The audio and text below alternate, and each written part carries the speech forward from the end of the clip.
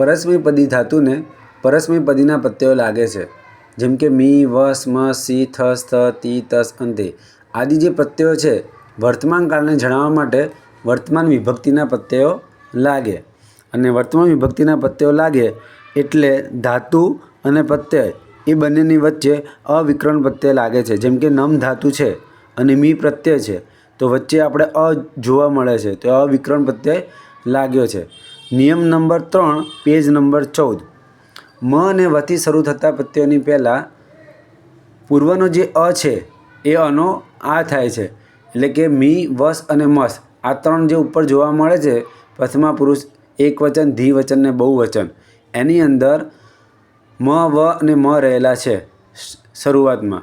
તો મ ને વથી શરૂ થતા પ્રત્યયોની પહેલાં પૂર્વનો આ થશે, એટલે નમ વત્તા આ વત્તા મી થયું, એટલે નમાં મી બન્યું. એટલે મી, વસ, મસ, સી આદિ પ્રત્યયો જે લાગે અને પછી જે બને તે પદ કહેવામાં આવે છે. જેમ કે આ નમાં મી બન્યું, તો હવે એને આપણે શું કહીશું? પદ.